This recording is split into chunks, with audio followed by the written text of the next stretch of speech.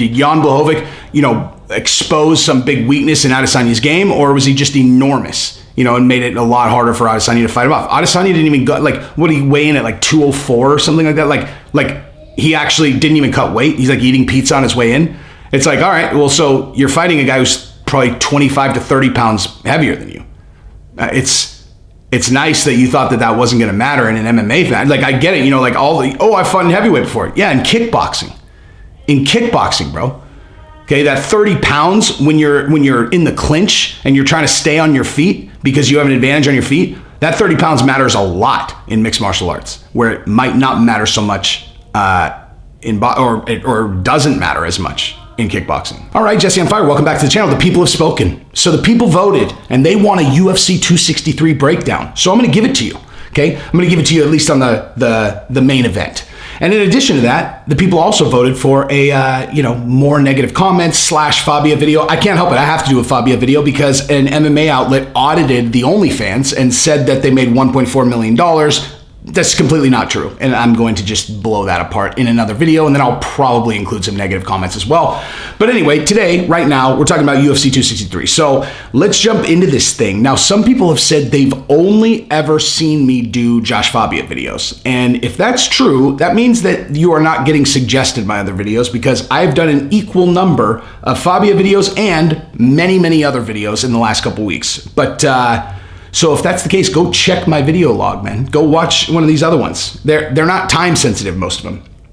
But anyway, let's jump into this thing. All right, so in 263, you got Israel Adesanya, Marvin Vettori, Davis Figueiredo against Moreno, Leon Edwards against Nate Diaz, Damian Maia against Belal Muhammad, and Paul Craig against Jamahal Hall. Belal Muhammad against Damian Maia. I think that Belal Muhammad's going to win by decision. I think he's going to be able to keep it standing. I think that that guy's strikes are surgical, man.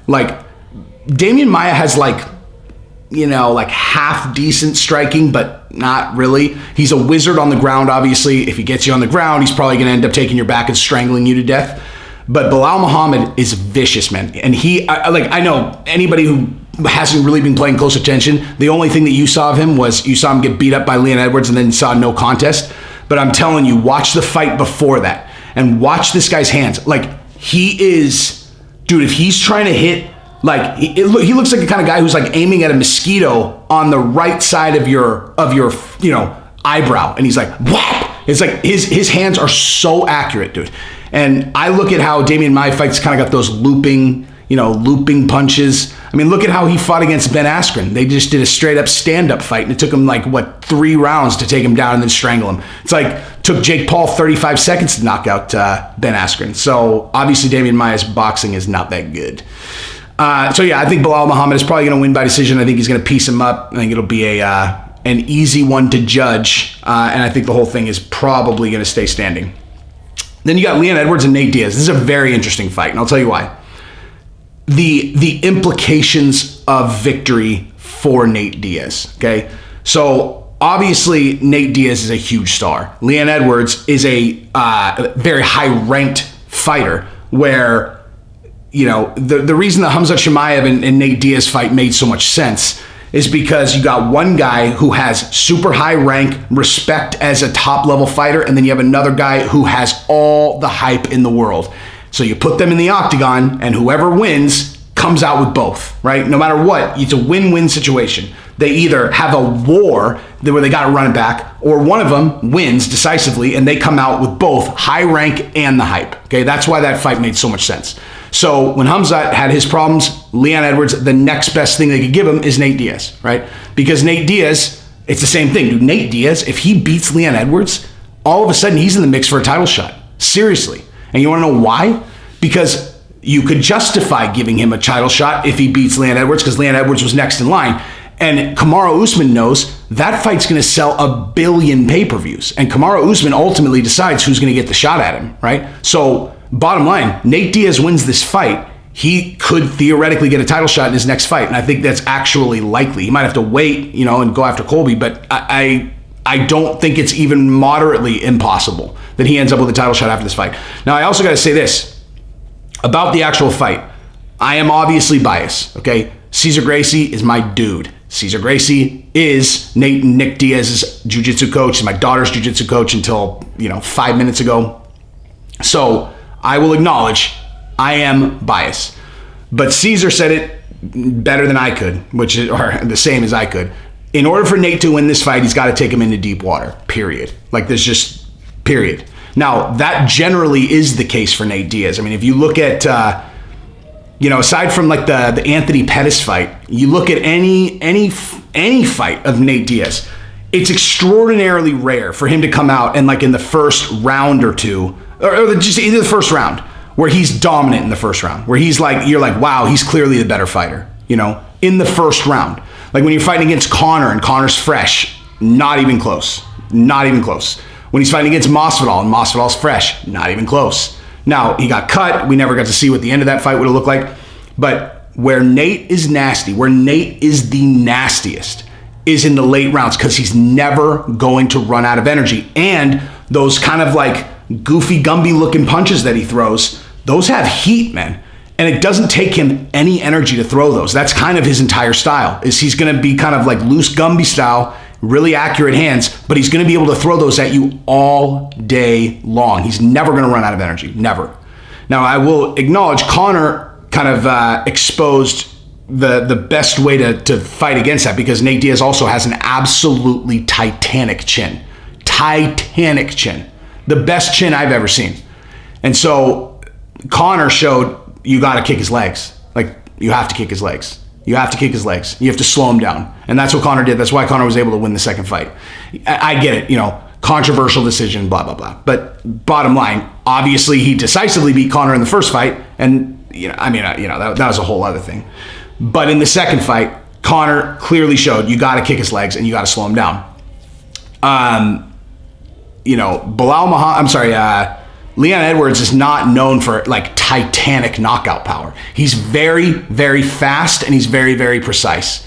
I mean, it's really not a good matchup for Nate in the early rounds at all. Like it's not a good matchup for him, because he's loopy and he's kind of long and whatever. Like a fast, precise striker, that is not a good situation. And also, Nate's a black belt. I mean, obviously, Cesar Gracie black belt, like a ridiculous, like he's been a black belt forever. I think he's been a black belt for probably 15, 16 years.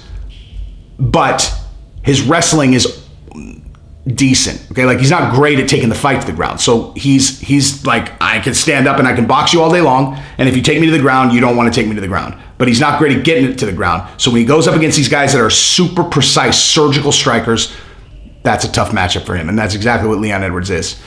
Leon Edwards, when he throws his straight punches, they come from nowhere. Leon, I mean, honestly, out of anybody in the UFC that I can think of, might be as good as any other person at boom, where you just don't see it coming at all. Wow. It's just like there's no give. It's just, it comes from nowhere. There's no telegraph at all. At all. Surgical, fast, straight, and comes with no telegraph. So, yeah, we'll see. I mean, if I had to bet, I would certainly bet on Leon, but he's a really heavy favorite. So I don't know. We'll see. I've never seen Leon tired in a late round either. So with Figueiredo and Moreno, that's a whole other thing. I think Figueiredo's going to win. I think he's going to finish him this time. Now, Moreno put on a hell of a fight in the last fight. He kind of dragged Figueiredo into a dog fight. Like he dragged him into like a wild, throw everything you got dog fight. And that served Moreno well. But Figueiredo is a better fighter, in my opinion. He has more weapons. He's quicker. He's better with straight punches. I think if he has watched their first fight a few times, he's going to see where, okay, I should have done that. I mean, Figueiredo is the best 125-pound fighter I've seen in a very long time, since DJ, for sure. And he's just vicious, man. Like, if you just watch when he finishes fight, like he gets a guy in a submission, he is trying to literally tear their arm off or pop their head off their neck. I mean, he's one of those guys that has like vicious jiu-jitsu, like Gilbert Burns, like someone where they're tapping frantically, where they're like, save my life quickly. And he also has absolutely blitzkrieg knockout power. Moreno's a dog, man. Moreno is a dog. But I think Figueiredo this time is gonna get the better of him. I think he'll probably finish him, but Moreno is a boss, man. He's a tough bastard. He might go 5, but I am going to bet on Figueiredo. Now the main event is weird. I think most people are just going to completely write Vettori off as if like he has no chance in this fight, and that is a silly thing to do. That is not an objective look at this fight. Okay, and I'll tell you exactly why. They already fought. Okay. Now I realize it was Adesanya's first fight and it was Vettori's fight. And first fight. Well, I'm not sure if it was Vettori's first fight in the UFC. I should have looked that up, but it's definitely Adesanya's first fight in the UFC. And I actually heard Chael Sonnen talk about this, like, man, it must have been like a year and a half ago. And I thought it was so ridiculous what he said, because what he said was, did we see the second best middleweight in the division in Marvin Vettori? This was like 2 fights ago. This was 2 fights ago. Like Vettori's fought twice since Chael Sonnen said this, where he was like, he fought Adesanya to a split decision, a close split decision.